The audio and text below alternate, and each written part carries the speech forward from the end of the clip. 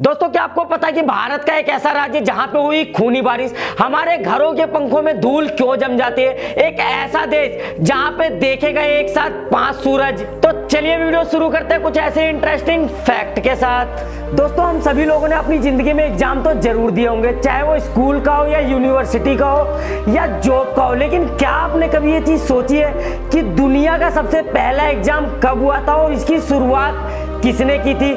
जी हाँ, प्राचीन आंकड़ों के अनुसार चीन में एक कॉन्सेप्ट के द्वारा एग्जाम की खोज की गई थी। 605 एडी में सुई राजवंश द्वारा स्थापित शाही समीक्षा का उद्देश्य वरिष्ठ उम्मीदवारों के पदों के लिए चयन करना था। यह व्यवस्था जन्म के बजाय योग्य के आधार पर चयन करने के लिए किया गया था।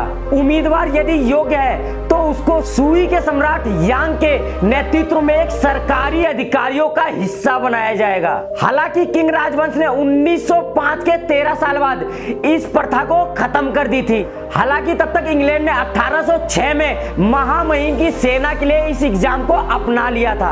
हालांकि बाद में इसको शिक्षा के लिए अपना लिया गया था। इस प्रकार छात्रों के लिए एग्जाम का कॉन्सेप्ट डेवलप किया गया था। कई स्रोतों के अनुसार सर हेनरी फिलिप्स ने 19वीं शताब्दी में एग्जाम की खोज की थी। वो इंडियाना के विश्वविद्यालय में प्रोफेसर थे और उनका यह मानना था कि आपको किसी भी निष्कर्ष पे पहुंचने के लिए एग्जाम की जांच करना जरूरी है। अगर आपको पता करना है कि इस इंसान की एलिजिबिलिटी कितनी है तो आपको उस इंसान का एग्जाम टेस्ट लेना जरूरी है। इसीलिए सन हेनरी फिलिप्स ने एग्जाम की खोज की थी। दोस्तों आप लोगों को ये सुन के बहुत ज्यादा हैरानी होगी कि जो आजकल की जनरेशन है वो लब में फेल होने के बाद आत्महत्या कर लेती है या डिप्रेशन के मोड़ पे चली जाती है। लेकिन मैं आपको बता दूं कि चीन की एक ऐसी लड़की है जिसने अपने बॉयफ्रेंड से ब्रेकअप होने के बाद उसकी गाड़ी लेके चीन के 49 ट्रैफिक सिग्नलों को तोड़ दिया। जिसके बाद चीन के उस लड़के को 49 सिग्नलों का जब फाइन भरना पड़ा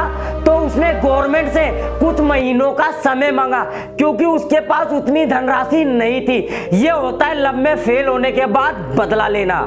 दोस्तों आप लोगों को ये तो पता ही होगा कि हमारे शरीर को रिलैक्स करने के लिए करीब करीब 7 से 8 घंटे सोना बहुत ज्यादा अनिवार्य होता है। लेकिन आपको ये सुन के हैरानी होगी कि कजाकिस्तान के कराची गांव के लोग अक्सर सोते ही रहते हैं। आप लोग सोच रहे होंगे कि कजाकिस्तान के जो लोग हैं वो अक्सर सोते हुए ही नजर क्यों आते हैं। कई शोधों के बाद पता लगा कि यूरेनियम की जहरीली गैस काफी ज्यादा मात्रा में निकलने के कारण ऐसा होता है। इस गांव के लोग कहीं भी हो किसी भी वक्त सो जाते हैं। इस गांव को स्लीपी होला के नाम से भी जाना जाता है। दोस्तों हम सभी लोगों ने क्रिकेट मैच तो जरूर देखा होगा। क्रिकेट मैच में जो खिलाड़ी होते हैं वो अपने चेहरे पे क्या लगाते हैं? क्या आपने कभी ये चीज सोची है? जी हाँ, क्रिकेटर जो होते हैं वो अपने चेहरे पे सन क्रीम लगाते हैं। ऐसा इसलिए करते हैं क्योंकि वो दिन में 8 से 10 घंटे धूप में खड़े रहते हैं। सूरज की यूवी किरणें होती है उनके फेस पे डायरेक्ट पड़ती है, इसीलिए वो सन क्रीम लगाते हैं जो उनकी किरणों को रिफ्लेक्ट कर देता है जिससे उनकी त्वचा खराब नहीं होती।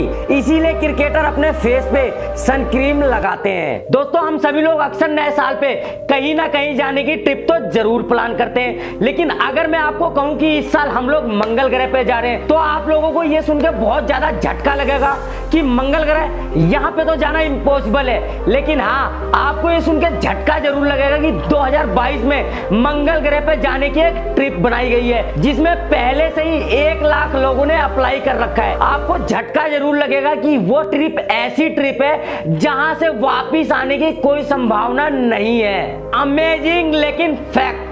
दोस्तों आप लोग ये तो जानते होंगे कि दिवाली में हर कंपनी अपनी सेल को बढ़ाने के लिए भारी भारी डिस्काउंट देती है जिसमें अमेज़न डिस्काउंट के मामले में टॉप पे आती है। लेकिन क्या आपने कभी ये चीज सोची है कि जो अमेज़न का लोगो होता है, मतलब जो अमेज़न के ऊपर तीर का निशान होता है, उस तीर का मतलब क्या होता है? रहने दीजिए, आप दिमाग पे जोर मत डालिए। जो उसका लोगो होता है वो ए से लेके जेड तक जाता है। क्या मतलब होता है? अमेज़न पे आपको हर चीज मिलेगी, A to Z आइटम मिलेगा।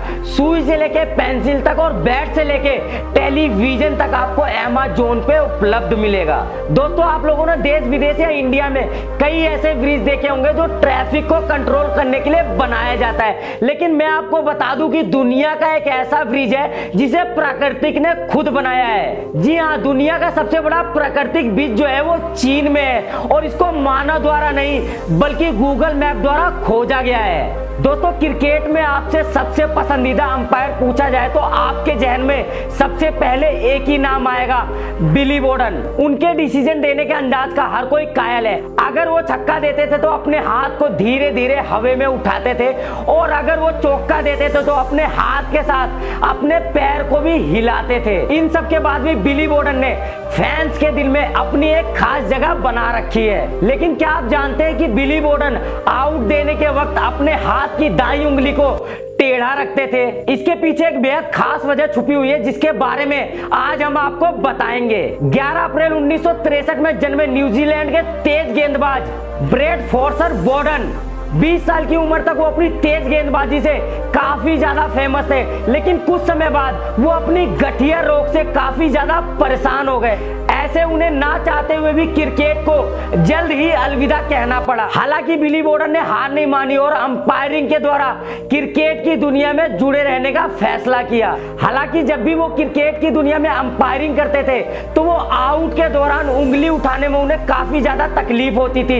इसीलिए उन्होंने फैसला किया कि अपनी उंगली को टेढ़ी रख के ही डिसीजन दिया करेंगे, और इसी टेढ़ी उंगली के डिसीजन को देखने के लिए फैंस उनके काफी ज्यादा दीवाने थे। अक्सर आप लोगों ने ये चीज तो देखी होगी कि बिली जब भी चौका और छक्का देते थे तो अपने हाथों को और पैरों को मूवमेंट देते थे, क्योंकि उससे उनको आराम मिलता था। इसको साइंस की दुनिया में फिजिकल थेरेपी मानी जाती है, और ये सब करने से बिली बोर्डन को काफी ज्यादा राहत मिलती थी। दोस्तों अक्सर आप सभी लोगों ने पृथ्वी पे हमेशा एक सूरज देखे होंगे, लेकिन क्या आप जानते हैं कि दुनिया में एक ऐसी भी जगह है जहां पे एक टाइम पे 5 सूरज देखे गए हैं? जी हाँ, हम बात कर रहे हैं चीन की। चीन एक ऐसा शहर है जहां पे एक वक्त पे 5 सूरज को देखा गया है। चीन में ऐसे प्राकृतिक कारनामे कई बार हो चुके हैं। एक टाइम पे तो चीन में 3 सूरज भी देखे जा चुके हैं। दोस्तों इस सवाल के जवाब को समझने के लिए ज्यादा गहराई में जाने की जरूरत नहीं है, सिर्फ पंखे के आगे और पीछे जाने की जरूरत है। यदि धूल पंखे के सामने रखी हुई है तो पंखा चलाते ही धूल तुरंत उड़ जाएगी, क्योंकि पंखा जो है वो तेज गति से हवा फेंकता है और हवा जो है वो धूल को अपने साथ उड़ा ले जाएगी। ऐसी स्थिति में पंखा आपको शक्तिशाली दिखेगा और धूल आपको कमजोर दिखेगी। कई बार तो धूल को उड़ाने के लिए पंखों का उपयोग किया जाता है। कई बार आप लोगों ने बॉलीवुड फिल्मों में या लाइव स्टेज शो में धूल को उड़ाते हुए तो देखा ही होगा। आप लोगों को ये समझने में देरी नहीं हुई होगी कि इस धूल को उड़ाने के लिए पंखे का उपयोग किया गया होगा। आइए आप लोगों को पंखे के पीछे ले चलते हैं। यह तो आप सभी लोग जानते होंगे कि वातावरण में नमी के साथ कुछ हल्के धूल और कण मौजूद होते हैं। किसी भी पंखे या पंखुड़ी को इस तरीके से डिजाइन किया जाता है कि वो अपने पीछे की हवा खींच के तेजी से कुछ इस तरीके से आगे फेंकती है। इस प्रक्रिया के दौरान वातावरण में जो नमी और धूल होती है वो पंखे के पीछे आके चिपक जाती है। धीरे धीरे जब इनकी प्रक्रिया बहुत ज्यादा हो जाती है और धूल ज्यादा मात्रा में जम जाता है, तब आपको ये धूल ज्यादा मात्रा में पंखुड़ियों पे दिखाई देता है। आप लोगों को पंखुड़ियों पे जमी ये धूल नजर आती है, पर ये धूल नहीं है, एक हानिकारक प्रदूषण कण है। दोस्तों इस खबर की हेडलाइन को मजाक में लेने की कतई भी भूल मत करना, क्योंकि इस खबर की सच्चाई को सुन के आपके पैरों की जमीन खिसक जाएगी। एक अंग्रेजी अखबार के रिपोर्ट के अनुसार साल 2013 में केरल में एक ऐसी अनोखी बारिश हुई थी।